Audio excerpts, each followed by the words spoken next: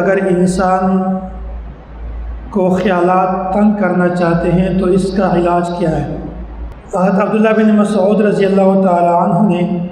فرمایا ہے کہ اللہ کے نبی صلی اللہ علیہ وسلم سے پوچھا گیا،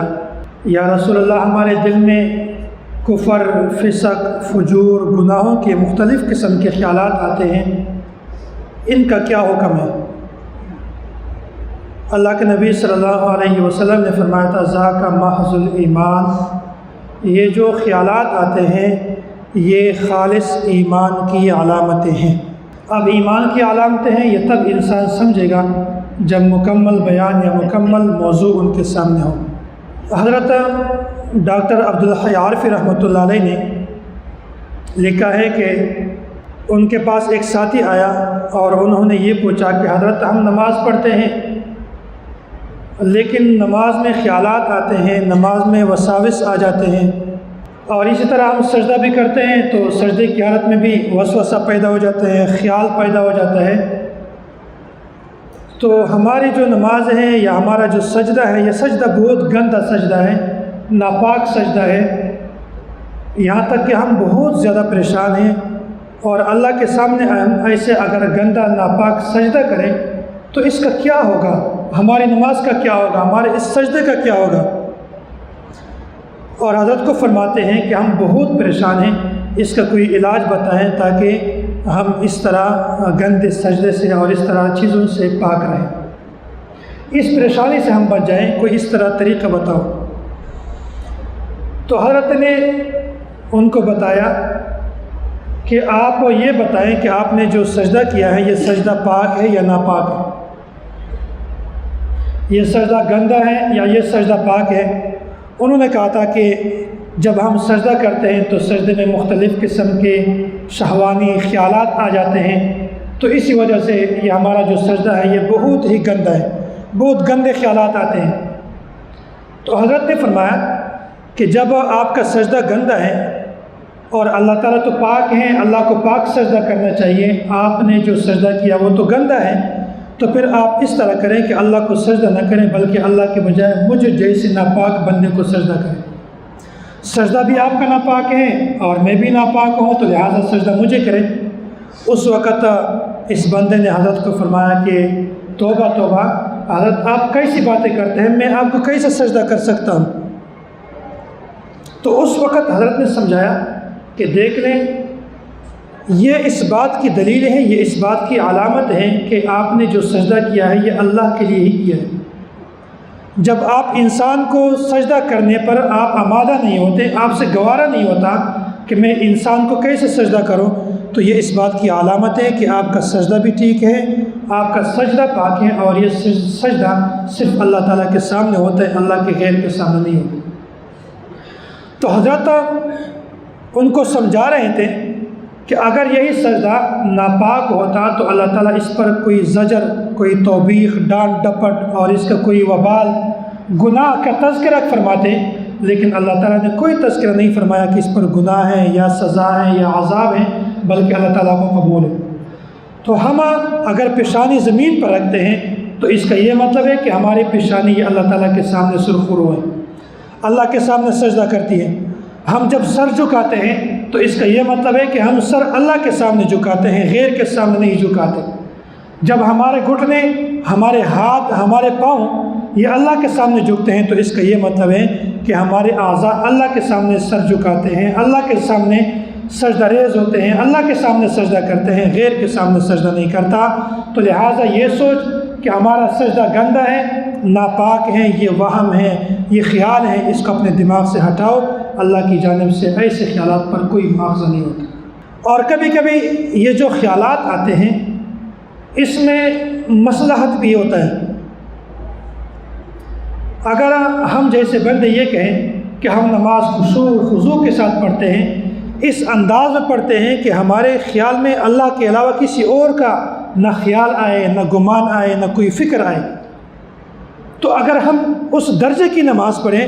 تو پھر ہمارے اندر تکبر آ جائے گی، عجب پیدا ہو جائے گی، اور پھر ہم اسی انتظار میں ہوں گے کہ اللہ تعالیٰ نے ہمیں ایک مقام دیا ہے، ایک بہت بڑا مرتبہ دیا ہے، تو انسان کے اندر تکبر پیدا ہو جائے گا۔ بزرگوں نے لکھا ہے کہ ایک جولاہ تھا، اس نے نماز پڑھی، صلی الحائق رکعتین وانتظر الوحی، ایک جولاہ تھا، اس نے نماز پڑھی 2 رکعت، اور پھر نماز پڑھنے کے بعد اسی جگہ پر بیٹھا اس بات کے انتظار میں کہ اللہ تعالیٰ میرے اوپر وحی کب نازل کرے گی۔ تو یہ اس بات کی علامت ہے کہ اللہ تعالیٰ ہر بندے کو یہ مقام نہیں دیتا۔ اللہ تعالیٰ انسان کے ظرف کو دیکھتا ہے کہ اس بندے کے اندر کتنی بات برداشت کرنے کی صلاحیت موجود ہے۔ اگر انسان کا ظرف وسیع ہے، بڑا ہے، تو اللہ تعالیٰ اسی طرح مقام عطا فرماتے ہیں۔ اگر ظرف چھوٹا سا ہے، اس کے اندر صلاحیت برداشت کرنے کی صلاحیت موجود نہیں ہے، پھر اللہ تعالیٰ اس کو وہ مقام بھی نہیں دیتے۔ 1-2 مثال آپ کو سمجھا دیتا ہوں۔ ایک غبارہ ہے، چھوٹا سا غبارہ ہے، انسان کہتا ہے کہ اس غبارے کے اندر میں ہوا ڈال دوں یا اس کے اندر میں پانی ڈال دوں، ہوا سے بھر دوں اور اس کے اندر 1 ڈرم پانی ڈالوں، تو اس غبارے میں اتنی صلاحیت نہیں ہے کہ وہ 1 ڈرم پانی کو برداشت کرے، وہ فوراً پھٹ جائے گا۔ اسی طرح ایک چھوٹا سا برتن ہے، چھوٹے سے برتن میں آپ نے یہ سوچا کہ اس میں بہت زیادہ پانی ڈالوں، تو یہ ہو ہی نہیں سکتا، اس لیے کہ یہ غبارہ، اس کا ظرف اتنا کمزور ہے کہ یہ زیادہ پانی کو برداشت نہیں کر سکتا۔ اسی طرح برتن اتنا چھوٹا ہے کہ زیادہ پانی کو برداشت نہیں کرتا۔ اسی وجہ سے فرماتے ہیں کہ جب انسان کا ظرف یہ بڑا ہو، وسیع ہو، تو اللہ تعالیٰ اسی کی مناسبت سے ان کو بڑا مقام دیتے ہیں، لیکن اگر انسان کا ظرف کم ہو تو اسی بنیاد پر اس کو کم مرتبہ اور کم مقام عطا فرماتے ہیں۔ تو اسی وجہ سے فرماتے ہیں کہ اگر انسان نماز خشوع و خضوع کے ساتھ پڑھے آج کل کے دور میں، تو وہ بعد میں اسی انتظار میں ہوگا کہ میں نبوت کا دعویٰ کروں، اسی انتظار میں ہوگا کہ میں مہدی کا دعویٰ کروں، اسی انتظار میں ہوگا کہ میں بڑے بڑے عہدے کا دعویٰ کروں، تو یہ انسان جو ہے یہ راہ راست سے ہٹ جائے گا۔ تو یہ نماز کے اندر جو خیالات ہیں، وساوس ہیں، اسی میں بھی بہت مصلحت ہے ہمارے لیے۔ اگر یہی خیالات، یہی وساوس نہ ہوتے تو انسان گمراہی تک پہنچ سکتا تھا۔ بہرحال جو خشوع اور خضوع کی نماز پڑھنے والے تھے وہ اعلیٰ قسم کے لوگ تھے۔ ہم جیسے خشوع خضوع کے ساتھ کہ بندہ یہ سوچ لے کہ ہم نماز پڑھیں لیکن اللہ کے علاوہ نماز میں کسی چیز کا خیال نہ آئے، یہ ممکن ہی نہیں ہے۔ اس طرح بھی نماز نہ پڑھیں جس طرح ایک واقعہ مشہور ہے کہ ایک آدمی نماز پڑھ رہا تھا، تو نماز کے بعد اس نے امام کو کہا تھا کہ آپ نے 3 رکعت نماز پڑھائی ہیں، 4 رکعت نہیں پڑھائی۔ امام حیران ہو گیا کہ آپ نے کیسے یہ سوال کیا، آپ تو کبھی نہ نماز میں آتے ہیں، آ بھی جاتے ہیں تو بس جلدی جلدی پڑھ کر چلے جاتے ہیں، آپ نے یہ سوال کیسے کیا، کیا دلیل ہے تمہارے پاس؟ اس نے کہا میں روزانہ جب 4 رکعت نماز پڑھتا ہوں تو میرے 4 دکانیں، ہر رکعت میں 1 دکان کا حساب لگاتا ہوں۔ اب میں جب نماز پڑھ رہا تھا تو میرے 3 دکانوں کا حساب مکمل ہو گیا، 4تھا دکان تو میرا رہتا ہے۔ تو اس سے معلوم یہ ہوا ہے کہ آپ نے 4 رکعت نماز نہیں پڑھائی بلکہ 3 رکعت پڑھائی۔ تو اتنا بھی خشوع نہ ہو کہ آپ کو یہ بھی نہیں پتہ چلا ہو کہ ہم کیا پڑھتے ہیں، ثنا پڑھتے ہیں یا الحمد پڑھتے ہیں یا کوئی تلاوت وغیرہ کرتے ہیں، اتنا زیادہ خشوع بھی نہ ہو۔ اسی طرح اللہ تبارک و تعالیٰ نے ایک اصول بیان کیا ہے، اس کے بارے میں بہت ساری احادیث موجود ہیں، لیکن میں ان تمام احادیث کا خلاصہ آپ کے سامنے ذکر کرتا ہوں۔ اللہ تبارک و تعالیٰ نے ایک اصول بیان کیا کہ اگر انسان گناہ کر لیتا ہے تو اس گناہ پر اس کو سزا ملتی ہے، وبال ملتا ہے، لیکن اگر کسی گناہ کے کرنے کا اس کے دل میں خیال آ جائے، گناہ کے کرنے کا ارادہ کریں، تو پھر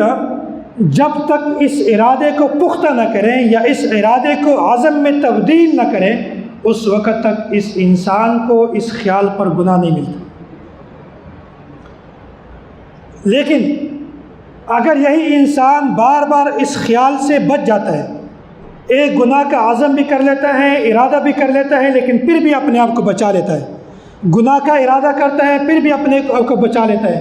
دل میں گناہ کا خیال آ جائے لیکن پھر بھی برداشت کر لیتا ہے، فرماتے ہیں کہ ایسے انسان کو اسی گناہ سے بچنے پر بھی ثواب ملتا ہے۔ لیکن نیکی کا اصول ایسا نہیں ہے۔ نیکی کے بارے میں اگر انسان صرف ارادہ کریں، دل میں خیال پیدا ہو جائے،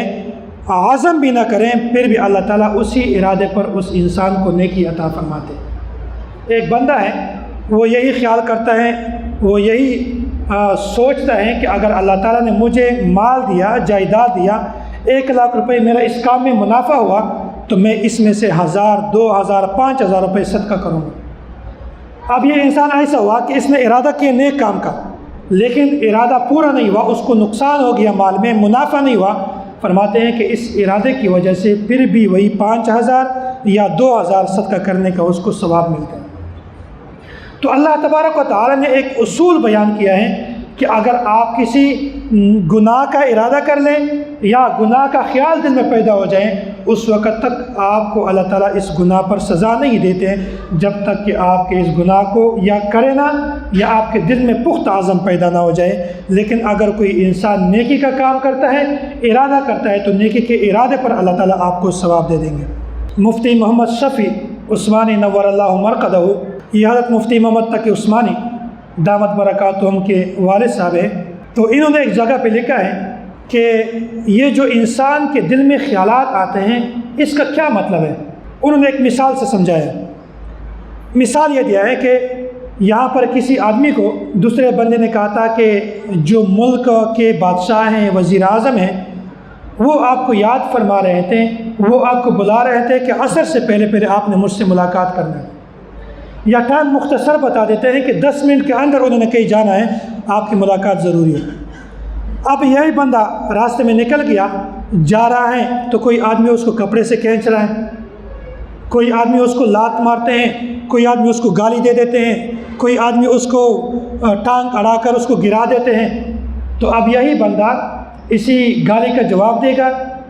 یا اس کے ساتھ ٹانگ اڑا کر بدلہ لے گا، یا اسی کو اپنے بازو سے یا کپڑوں سے کھینچے گا، یا بادشاہ کے دربار میں حاضر ہوگا۔ اب یہی انسان سوچتا ہے کہ اگر میں نے اس کو گالی کا جواب دیا تو وہاں سے پھر گالی، لڑائی کا خطرہ ہے، اگر میں نے اس کو بازو سے کھینچا تو ہمارا وقت ضائع ہوتا ہے، اگر میں نے اسی کو گرایا تو لڑائی جھگڑا پیدا ہو جاتا ہے۔ اسی وجہ سے یہ انسان اس کو چھوڑ دیتے ہیں، کہتے چھوڑ یار، فضول انسان ہے، بیوقوف آدمی ہے، اس کو پتہ نہیں چلتا کہ میں کیا کرنے والا ہوں۔ اب یہی انسان کا جو مقصد ہے، اس مقصد اصلی تک پہنچنا اس کے لیے ضروری ہے۔ اسی وجہ سے حضرت فرماتے ہیں کہ اگر آپ کا ایک ہدف ہے، نماز ہے یا کوئی دین کا کام ہے، جب آپ ہدف مقرر کر لیں کہ میں نے یہاں تک پہنچنا ہے، پھر راستے میں آپ کے سامنے تکالیف آ جائے، ان تکالیف کو برداشت کرنا ہوگا۔ آپ کو اس راستے میں کوئی گالی دے دے، کوئی آپ کو برا بھلا کہے، آپ نے توجہ نہیں دینی۔ آپ کے ذہن میں دل میں خیال آ جائے، شیطان کوئی گناہ کا ارادہ پیدا کرے، آپ نے اس کی طرف دھیان نہیں دینا، سوچ نہیں کرنا، فکر اس کی طرف نہیں دینی، بلکہ یہ سوچنا ہے کہ میں نے اللہ کی عبادت کرنی ہے اور یہی ہمارا مقصودی چیز ہے، ہم نے یہاں تک پہنچتے ہیں۔ تو حضرت فرماتے ہیں کہ جس طرح ایک انسان بادشاہ کے دربار تک پہنچنے کے لیے رکاوٹوں کی طرف اپنا توجہ نہیں کرتا کہ یہ رکاوٹ ہے، اس رکاوٹ کو ہٹاؤ، میں نے اپنے منزل تک پہنچنا ہے، اسی طرح انسان جب عبادت کرتا ہے، نیک اعمال کرتا ہے، تو ان کو یہی سوچنا چاہیے کہ میرا مقصد کیا ہے، میرا منزل کیا ہے، میں نے وہاں تک پہنچنا ہے، چاہے شیطان ہو یا شیطان کا باپ کیوں نہ آئے، وہ درمیان میں رکاوٹ ڈالے، ہم نے اس کی طرف کوئی توجہ نہیں کرنی۔ حضرت مولانا اشرف علی تھانوی رحمۃ اللہ علیہ فرماتے ہیں، ایک صاحب کا میرے پاس خط آیا، اور خط میں یہ لکھا ہوا تھا کہ حضرت ہم نماز پڑھتے ہیں لیکن نماز میں غلط اور گندے خواہشات ہوتے ہیں، خیالات ہوتے ہیں، غلط قسم کے سوچ ہوتے ہیں، تو ہم نماز کو کس طرح درست کریں؟ یہ جو ہمارے خیالات ہیں، اس خیالات کے ساتھ ہم کیا کریں؟ تو حضرت نے جوابی خط لکھا کہ ایک ہے خیالات کا آنا، ایک ہے خیالات کو لانا۔ خیالات کا آنا جو ہے، اس پر کوئی قسم کا وبال نہیں ہے، کسی قسم کا کوئی گناہ نہیں ہے۔ انسان ہے، نماز پڑھتا ہے، خیالات آتے ہیں جاتے ہیں،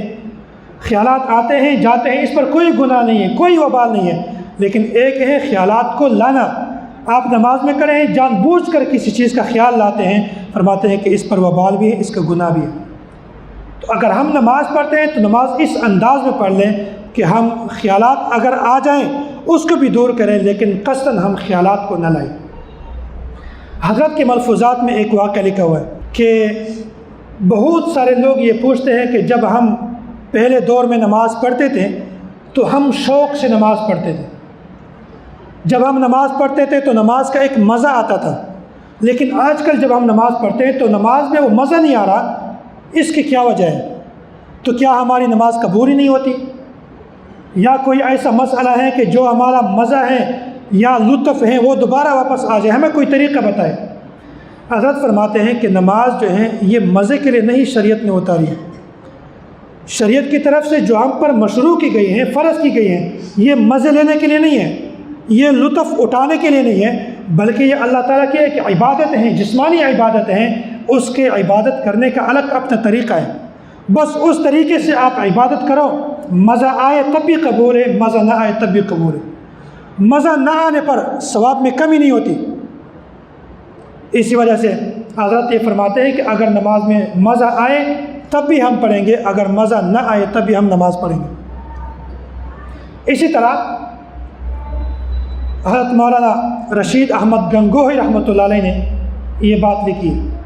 کہ جو انسان مزے کے بغیر نماز پڑھے، وہ کہتے ہیں مجھے نماز کا مزہ نہیں آ رہا، لطف نہیں آ رہا، لیکن میں پھر بھی نماز پڑھتا ہوں، مشقت ہے، تکلیف ہے، برداشت کر کے پھر بھی نماز پڑھتا ہوں۔ حضرت فرماتے ہیں کہ ایسے بندے کے لیے دو بڑے بڑے انعامات ہیں۔ ایسے آدمی کے لیے دو قسم کی خوشخبری ہیں۔ ایک خوشخبری تو یہ ہے کہ انسان لطف کو چھوڑ دیتے ہیں، مزے کو چھوڑ دیتے ہیں، پھر بھی نماز پڑھتا ہے، شیطان کے خیالات کو چھوڑ دیتے ہیں، گناہوں کو چھوڑ دیتے ہیں، تکلیف کو برداشت کر کے پھر بھی نماز پڑھ لیتا ہے۔ حضرت فرماتے ہیں کہ اس تکلیف اور مشقت کے باوجود نماز پڑھنا اللہ تعالیٰ اس پر دگنا ثواب عطا فرماتے ہیں، اللہ اس کو مزید اضافی ثواب دے دیتے ہیں۔ اور دوسرا انعام کیا ہے کہ جب انسان نماز پڑھ لیتا ہے تو پھر اسی وقت اگر انسان سوچتا ہے کہ میرے نماز میں لطف آ جائے، میں نماز پڑھوں، مزے کے ساتھ پڑھوں، لطف کے ساتھ پڑھوں، تو پھر اس صورت میں اشکال ہو سکتا ہے کہ یہ انسان نماز اللہ کے لیے نہیں پڑھتا، اپنے مزے لینے کے لیے پڑھتا ہے۔ کوئی آدمی باہر پوچھ لیتا ہے کہ آپ کہاں جا رہے ہیں؟ وہ کہتے ہیں میں نماز پڑھنے کے لیے جا رہا ہوں۔ نماز کس کے لیے پڑھ رہے ہیں؟ وہ نماز میں جو مزہ آتا ہے نا، کمال کا مزہ ہے، جو نماز میں چس ہے نا وہ کہیں اور پر نہیں ہے۔ تو لوگوں کے ذہنوں میں یہ خیال آ جاتا ہے کہ یہ انسان تو نماز اللہ کے لیے نہیں پڑھتا، یہ تو مزہ لینے کے لیے پڑھتا ہے۔ تو حضرت نے فرمایا کہ جب انسان اس مزے، اس لطف کو سائڈ پر رکھ لے، اپنی تکلیف مشقت کے باوجود پھر بھی اللہ کے لیے نماز پڑھے، تو اس کا یہ مطلب ہے کہ یہ انسان اپنے مزے کے لیے نماز نہیں پڑھتا، یہ انسان صرف اللہ تعالیٰ کی رضا کے لیے نماز پڑھتا ہے، اللہ کی عبادت سمجھ کر نماز پڑھتا ہے۔ تو اسی وجہ سے اللہ تعالیٰ اس انسان کو ڈبل اجر عطا فرمائیں گے۔ اللہ تعالیٰ ہمیں صحیح نماز پڑھنے کی توفیق عطا فرمائے، اللہ تعالیٰ ہمیں شیطانی وساوس اور خیالات سے بالکل محفوظ فرمائے، اللہ تعالیٰ ہمیں نیک اعمال کی توفیق عطا فرمائے۔ وآخر دعوانا ان الحمد للہ رب العالمین۔